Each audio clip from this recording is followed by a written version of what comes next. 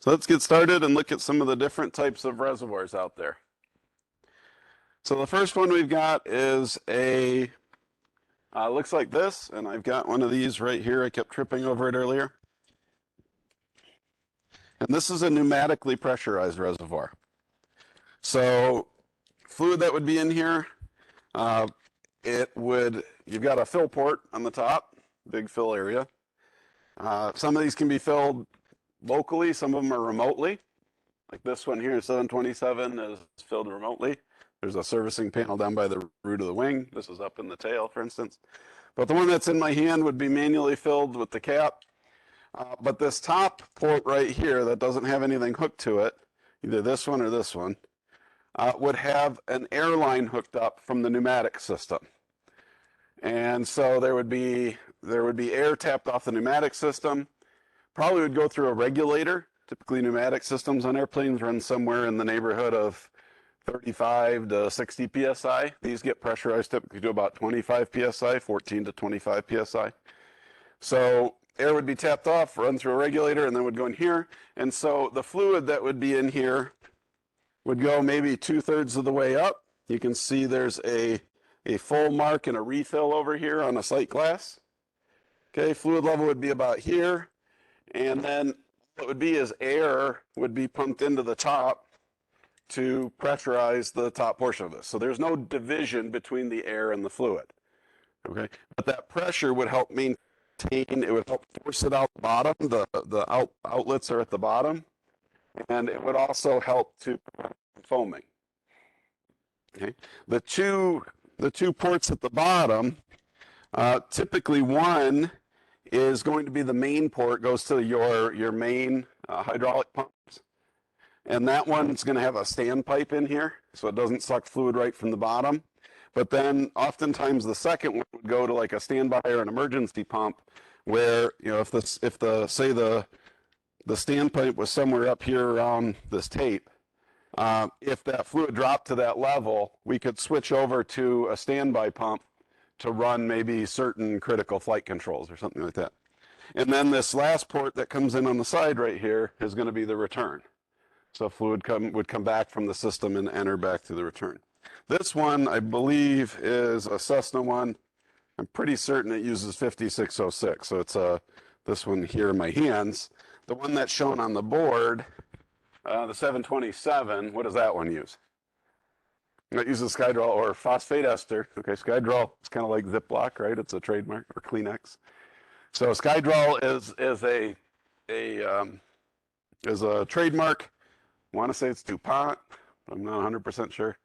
But phosphate ester fluids are your Skydrol is a specific brand of phosphate ester fluid. So this uses phosphate ester fluid. I don't know. It doesn't.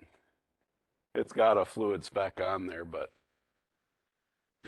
anyways, these are both pneumatically pressurized. And so when you did the hydraulic lab, you looked on here and kind of back up in the shadow area to the top, you found a gauge, and that was the head pressure gauge. That was that air being pumped into the top to pressurize the reservoir. Question? Yep. Yep. No, there'd be a cap you'd screw on that has like an O-ring in it. So even this one has the ability, the one in the 727, I believe it has the ability to be filled manually, but it's normally filled from a servicing port, a remote servicing port down in the in that hydraulic bay behind the left wheel well. Well, when the airplane's off, when you don't have bleed air, there is no pressure in here. The pressure is created by the bleed air system, your pneumatic system. Or if you have a smaller plane where it doesn't have a bleed air system, it might have a little compressor to produce a small amount of pressurized air for things like this and other various functions. You know, it could be even pressurized air that might pressurize water tanks for drinking water, and could pressure other areas you might need a little bit of pressure. But for this one, planes like this size or that one, this is pressurized. The 727 one, that's pressurized by the pneumatic system. So once you have the APU or engines running and you turn on bleed air, you open the valve on the engines of the APU to provide bleed air to the aircraft, there is no real shutoff for these. It's just sending a little bit of that pressure is being sent to the reservoir to produce that head pressure. So you wouldn't want to open the cap on something like this while the plane has bleed air going to it. If the APU's on and someone's running packs, doing like air conditioning or something, you wouldn't want to go and pop this thing open. It's probably not going to be a huge deal. It's fairly low pressure, but still not great. You'll probably get sprayed in the face a little bit by hydraulic fluid. Even 5606, which is mineral oil based, isn't very pleasant if it gets in your eyes or mists into your nose or that kind of thing. The one that's shown on the board here, here's an airline coming in the top. You've got your, let me think. On the left, I want to say is the main line going to the pump. You've got your emergency one at the bottom, and you've got your return over here on the right. And that's me going off memory. So if you get out there and you see this is stamped differently, don't hold me to it 100%, but that's what all the different lines are going to it. So instead of a standpipe, the main takeoff on this one is just not right at the very bottom. And then that one at the bottom is used to supply, it can be switched over to that as kind of an emergency supply if you get a leak in the system and it gets drawn down. Okay, so that's our first type. This is this reservoir has head pressure maintained by air. It's a pneumatically pressurized one. Okay. Next, we have what's called a bootstrap reservoir, and this is what they look like on the outside. I need a volunteer. Who wants to come up? I need someone to help me get this thing out of the box. Come on, I got paper towels. You can wipe your hands off when you're done. There we go. Thank you. G-Day's coming up. Are you coming up too? Okay. It might take 3 of us to get it out of here. Okay. So this is the one I was talking about. I asked for one of these from Delta. I didn't specify the size. So they sent me the biggest one they could possibly find, apparently. So you guys can kind of help hold the box down and get this thing out of here. Here is ours, and it's upside down right now, but that's kind of how, I mean, it can actually be installed either way. So actually, no, I think it's right side up. Okie dokie. So what we have here is our reservoir, and you can see the lines coming off the bottom. Here are these can also be installed sideways. So the advantage of these is they don't have to be installed in any certain orientation. The air pressurized one have to be installed upright, okay? But this bootstrap style that I have here doesn't necessarily have to be installed in any orientation. They can be made in different directions. In fact, most of these I worked on were installed sideways. They were installed this way. I'm a little afraid to rock and roll it because I don't want to dump Skydraw all over the floor. And there we go. So what there's a big piston down inside of here that can move up and down. It's connected to a rod to a small piston inside this section right here. And so what we do is you've got your lines, pressure line, return line that come off the bottom here. We take our same hydraulic system pressure, and we bring a little bit of that pressure back to this port right here. And it pushes on the small piston right here that's in this skinny shaft at the top or on the right on the board. And that is going to push one way or the other, just depends on the design of it. It's going to push or pull that big piston that's down in the reservoir to press against the top of the fluid. So if we look at one of these opened up, I had it sitting upright at one point, didn't I? Try to go, there we go. Nope.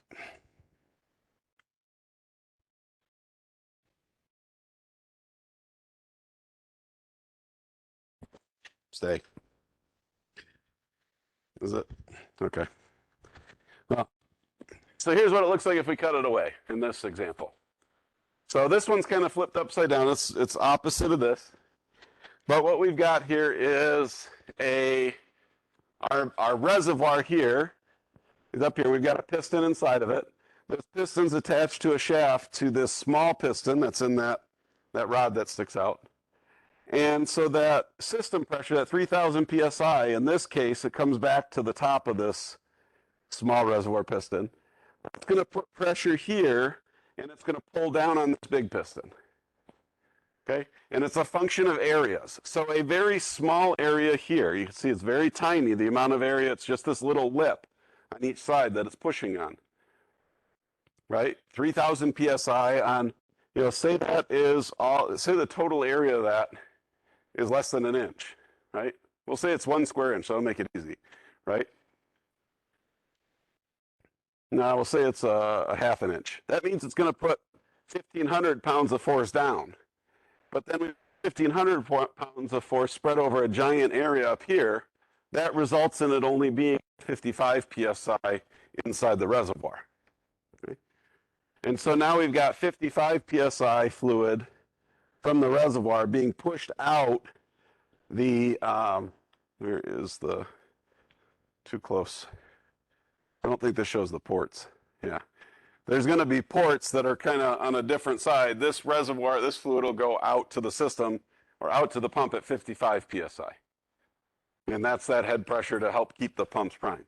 And so I worked, all the aircraft, pretty much all the aircraft I worked on used this style. You can see that. It's from a bigger, like I said, I think this is out of a 720 or 777. When you have one of these, when you first turn on your hydraulic pumps, they make a really loud growling noise. And then they quiet down almost instantly. And that's because they're kind of cavitating a little bit when you first turn the pump on. And they have to build some pressure in the system to send fluid to this piston right here. There's a seal here. These are not mixing with each other. Okay, you can see there's a seal right here on the shaft. It growls for a second until the pressure is built on here to push on this to start forcing fluid to the pump. The other thing they'll use, we'll talk about accumulators in a few minutes, and yeah, it does keep leaking, doesn't it? And they'll oftentimes have accumulators in the system that can store a certain amount of fluid pressure in order to maintain the head pressure on this between running. But when they sit for a period of time and those bleed down, when you first turn on the pumps, you may hear a loud growling noise, or the pumps may be louder than normal until pressure is in here. The way I think this one works is kind of opposite that. In this case, the fluid's in the bottom half. There's a big piston in here. It's connected by a rod to the small piston that's here. And when fluid pressure is here, it pushes down on the small piston, pushing the big one down onto the fluid. Okay. And this top part is air. There's a vent right here to vent air in and out from the area above the piston. Just like there, you can see there's a reservoir vent at the top to fill that space.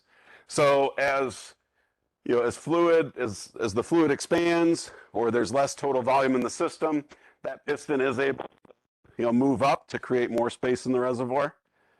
And as additional fluid is needed in the system, that piston can move down, and it's going to it's going to send that extra fluid back, and then air will take up that extra space. This one has a gauge too. As this piston moves up and down in here, it's going to, actually I think this whole thing moves on this one. It's going to move this arm, which rotates here, and this is going to send a level indication up to the flight deck. Just like on that one, that has attached to here, there's like a little wire that kind of goes to a little spring transmitter. And so as this moves up, it pulls that wire. As it goes down, this springs that reels that wire back in. It shows the level here, but then there's also a cannon plug hooked up to it that sends it to ICAST, so you can see what the hydraulic level is on the ICAST display. Okay. It seems stable. We're going to leave it there. So that's our second form. So our first form was air pressurized. Our second form was hydraulic bootstrap. Yes. How to check the fluid level? Okay, so fluid level is typically taken with hydraulic systems running. Your manual will have a certain configuration that the airplane needs to be in. Okay? It will say, and the most common configuration are, you almost always check it with landing gear down, because the assumption is you're checking it on the ground, so you may as well know the level with the landing gear down, rather than having to put it on jacks and swing the gear every time you check the fluid. So landing gear down. It may tell you to have the landing gear doors, if they're hydraulically actuated, like the 727. I can't remember if it tells you to have them open or closed. That one you can do them manually, you can open and close them. So they're open right now for ground service, but normally I think you put them in the closed position. Typically the flight controls have to be in neutral or retracted. So your flaps should be all the way up, your slats should be all the way up, your stabilizer should be neutral, all your ailerons, elevators, rudders should all be in neutral position. And then if you have hydraulically actuated doors, typically they need to be in the closed position. So like the cargo door on the 727 would have to be in the closed position when you do a hydraulic level check. And then there's a couple ways you can do it. One, both of these, this style, this is what I was talking about, how it's got a little plug on the end to be able to send, this is a level transmitter on the end of this one. So in all of these, they're going to send an indication to the ICAS system. These are all out of ICAS-based aircraft, or ECAM. So you go to the hydraulic synoptic page, and you remember doing that on the sim? When you looked at hydraulics, it had a hydraulic reservoir level for each of your different systems. You can check it on there. Or like this one here, right here it shows 50% because it's about halfway, okay? This one has a level indication on it as well. So when this is mounted, it's something like this. I'm not 100% sure how this works, but you can see there's a full and refill level here on the side of it, okay? And I'm not quite sure what you read off of. Yeah, I don't know if it's the red, but the red pointer can't move down unless this entire piston moves down. I'm not sure. Like I said, I don't know exactly how this one works, but it might be. I mean, it's lined up with that pointer, but it shows over full. So I don't know exactly how this reservoir is read, but it does have an indicator right on the reservoir itself. It's got two ranges here. So this one actually has hydraulic pressure 0 psi, so it's got a range for when the system's off. Down here, hydraulic pressure 3000 psi. So you can see when the system's pressurized, it's actually going to pull a certain amount of fluid out of the reservoir. Okay? And typically your most accurate check is with the hydraulic system pressurized. But they've got a non-pressurized range just in case you want it. Probably for when you're filling it, you can watch that too, depending on where fill is. But yeah, I'm not 100% sure how all the linkages work on this thing, and if these are even in the right spot. So they just kind of ripped it out of the airplane and gave it to us. It was something they were decommissioning. But that works. But yeah, so that's what you'll do. And then these ones use a remote servicing. Typically, there's somewhere you have to hook up a servicing cart and actually pump fluid into the airplane because you have to overcome that piston and get it to move. You can't just pour fluid into it. And so that's, even the 727, which uses air, it uses a remote servicing panel. There's one hose you hook up down the wheel well, and you sit there and pump and pump and pump, and it fills I want to say the standby reservoir first. And then once that one's full, then it starts to fill the B reservoir. And once that one's full, then it starts to fill the A reservoir. So they're actually all in one. The CRJ that's out of has a servicing port for the A system, or for the number 1 system and the number 2 system back in the tail. And it has a third servicing port down in the wheel wells for the number 3 system. But in those cases, you hook a cart up and you sit there on the cart and there's a hand pump that pumps fluid up into these reservoirs because there is a certain amount of pressure you got to overcome. Here's another diagram of the Bootstrap reservoir, kind of a simplified version.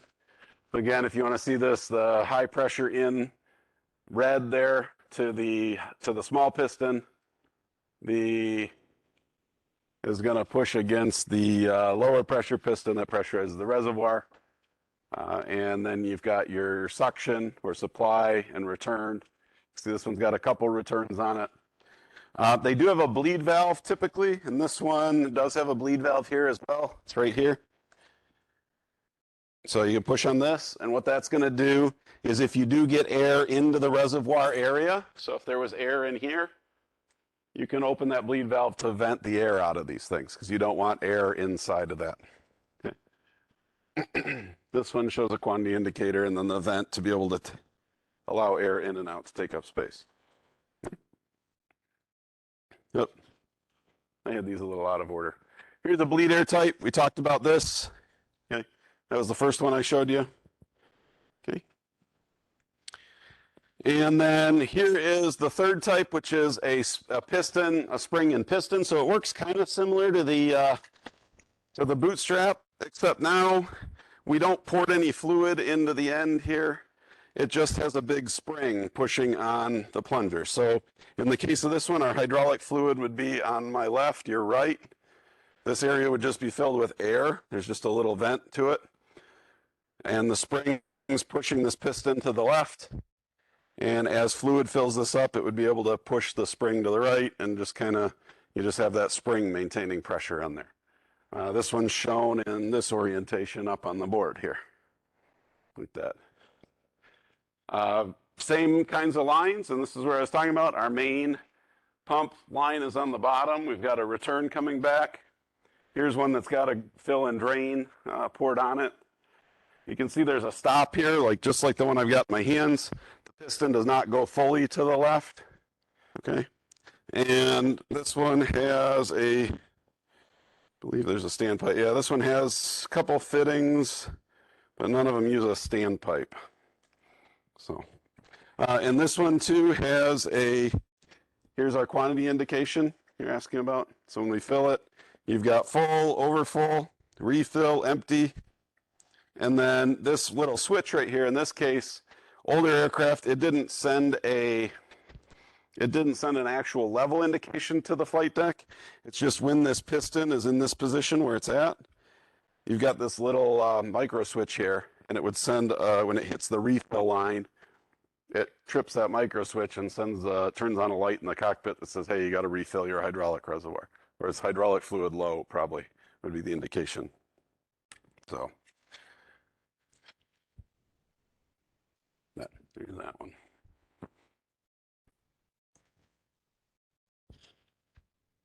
So those are the three types of reservoirs that you'll see out there.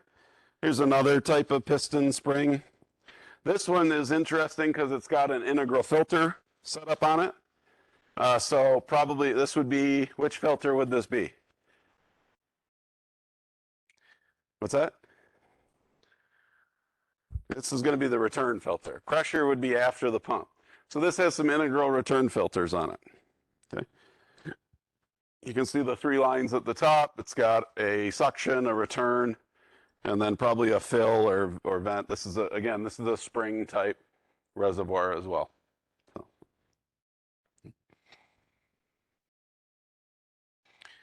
In order to move fluid around, we have to get it places. Majority of the time, it's traveling through a manifold where stuff where several hydraulic systems branch off of it. But these are all going to be made using things like pipes, tubes, and hoses, and then flexible lines. When we're looking at these from a maintenance perspective, we've got to be very careful. We want to inspect them to look for things like, are they properly routed? And then what kind of chafe protection do they have? And then the other thing is, most aircraft now, they're labeled. And they're labeled with things like system, where they're going to. Like this one says hydraulic left gear, as well as fluid flow direction. Okay. Chafe protection comes in the form of, you can see these blocks right here that have, what do you think is in each of these holes that the tubes flow through or travel through? What's that? They have grommets. They typically have like a rubber grommet. Okay, so when you're inspecting hydraulic systems and you're looking around, those are really, things like that are very easy to miss. You want to make sure that those grommets are in place. You want to make sure that your tubes aren't bent or in such a way that they're rubbing on structure. A pinhole leak in 3,000 PSI can drain a system pretty quick. It's also very dangerous. Why is a pinhole leak dangerous, especially for you as a maintenance technician? They're probably not going to blow up. They'll get something called an injection injury. Anyone ever heard of an injection injury? What? Is anybody particularly squeamish in here? No? Evidence. So you don't want to use your hands to try to find a leak. How might we find leaks, or how do we look for this routing, chafe protection, and that kind of thing to make sure that our hydraulic systems are good when we do an inspection? Ask the pilots to do it. That's not nice. You put your hand over this. Tell me how it feels. No, you want to look for evidence of it in the area. You want to do your inspections with the hydraulic systems turned off, and you look for evidence of chafing of lines versus fluid shooting out of lines. Okay, you look for drips or for evidence of fluid below. Remember, though, fluid will run and end up in the lowest point that it can get to, and so sometimes you got to go uphill quite a ways to figure out where it came from.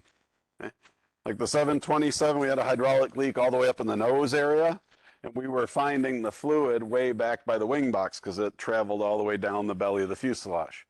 Okay, so we were getting fluid leaking out by the wing box. So hard lines are typically made of stainless steel or titanium for weight savings. Okay, again, they've got to hold some pretty high pressures. They're rarely aluminum. 3,000 psi, aluminum's not going to handle 3,000 psi very well. Standard ways of connecting them, they're an AN flared fitting. It's typically a 37-degree fitting. And they use a metal-on-metal seal. So we don't use any kind of rubber O-rings or anything like that where we connect these lines. And that is because even a seal really wouldn't hold up very well in these areas. The only place we use rubber seals tends to be areas that move. So actuators and that kind of thing. But for static seals, we rarely use anything that's not metal on metal in the lines and that kind of thing. Okay. There are times where we need to be able to move things. You know, we've got actuators connected to doors, landing gear, other stuff like that has to be able to retract and move and change position. And so we have conveyance lines. They use flexible rubber hose. The rubber hose can handle the fluid containment, but it can't handle the pressure by itself. And so those hoses are going to be encased in some kind of a braided jacket. Often these are metal. Other times they might be made of like a fabric braid as well. So metallic braid or a cotton synthetic braid. Some can be both. They might have multiple layers. But the biggest thing here is when working on these, you need to make sure that there are no mechanical loads on the hose whatsoever. And so especially because they're being used in areas of movement, what do you think you want to do after you change out or work with these hoses and stuff?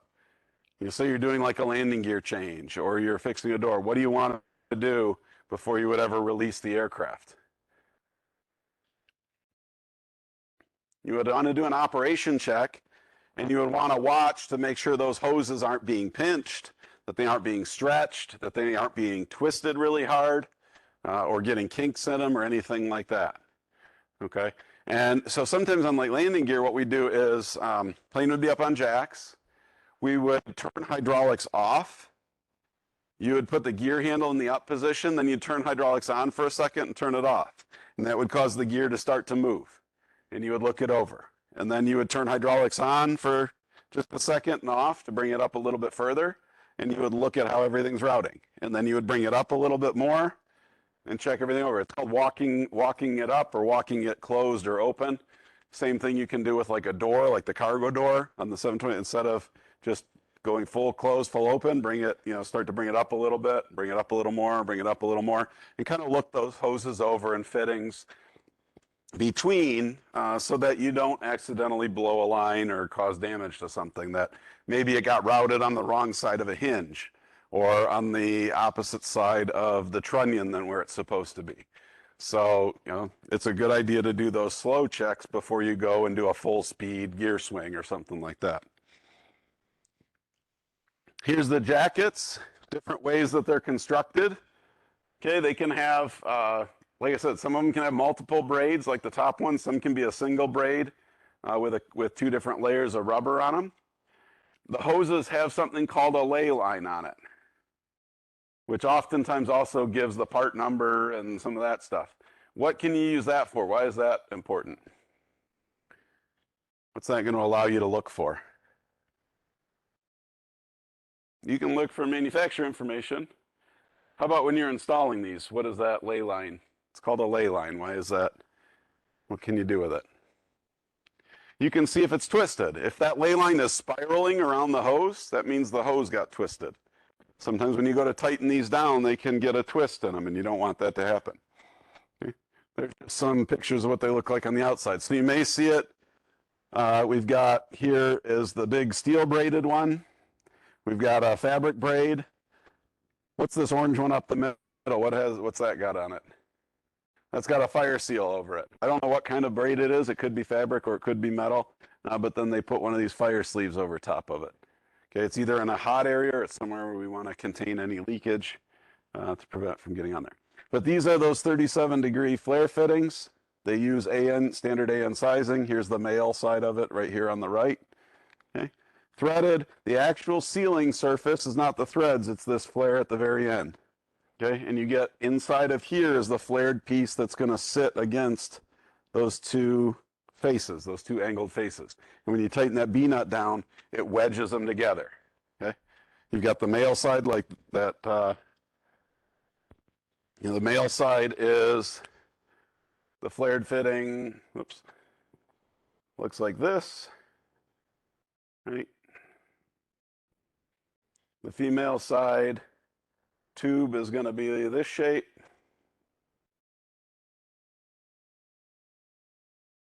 Right, something like that. And when we put our B-nut, when we tighten our B-nut down, it's going to squeeze those together. Here's your threads over here. And you've got a nut body that goes like this. Okay. I know it's not the greatest, but that nut body, when you screw it down, is going to squeeze that sealing surface together. Okay, so you got to make sure that sealing surface is clean and make sure that it's not damaged. Also, what can happen if you over tighten this right here? Could crack. This is going to wedge in here, flare this out, crack it, and it can cause cracks down at the base of that flare. Okay. Here's what I'm talking about making sure there's no mechanical load on it. The way we do that is whenever these are installed, there should be a slight bend to them. They should never be installed perfectly, they're perfectly straight or where they're pulled tight. Okay? Next component we got are accumulators. So in our system, we've got, they can serve two different purposes, and typically an accumulator will serve both purposes in one form or another. So the first one is to smooth out pressure dips and spikes caused by the piston pumps. So these little, don't confuse these small ones on here are called attenuators, but they kind of are a little accumulator. Okay? And then also for actuation. So if our pump is at a certain flow rate, and all of a sudden, say we throw the landing gear handle, and we've got a big actuator that's starting to move, it's going to take a second for this wash plate to move and for the pump capacity, the pump flow to ramp up. And so what an accumulator can do is supplement that flow for that second or two it takes for the pump to catch up with the needed flow rate. The other thing they can be used for is to store pressure. So they can act kind of like they're almost like a capacitor or a battery used in a hydraulic system. So when the hydraulics, one is they can pressurize while the hydraulic system's running. And then if they have a check valve system on them, when you shut off pressure, they'll maintain a certain amount. What might we use that for? Why would we store a little bit? Who is in the Tuesday lab or Monday lab group? And saw me close the, yeah, what did I do? I shut the air stairs. When did I shut the air stairs? After we shut off hydraulics, and did I have to run the pump? Did I have to go down and manually pump it? No. So that's an accumulator. There's an accumulator for the air stairs on the 727. If you've run the hydraulics in the last few hours, and even though they're shut off, you can go and actually close the stairs without having to sit there and use the manual pump. And that's because there's an accumulator installed back there. There's another one installed down in the landing gear. What's the one in the landing gear for? What do you think that one stores pressure for? What on the landing gear? Not the doors. the brakes. That's what helps to maintain pressure on the brakes when the parking brake is set. Okay. They can be used in emergencies, a limited amount of power in emergencies.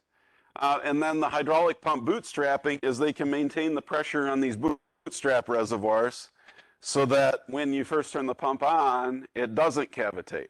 However, if it sits long enough, oftentimes they bleed off, and that's where you get the growling pump for a second until it repressurizes. Okay. There's two main types. We've got a cylinder type and a piston type. They're shown here. Or sorry, a cylinder with a piston type, and then we've got a diaphragm or bladder type. Okay, so here the bladder type, diaphragm type's on the left. The piston type is on the right. And I've got videos showing how these work. But I'll also show you kind of the actual items. So I've got several here. So let's look at I'm going to show the diaphragm one first because I really don't have an internal working of this one.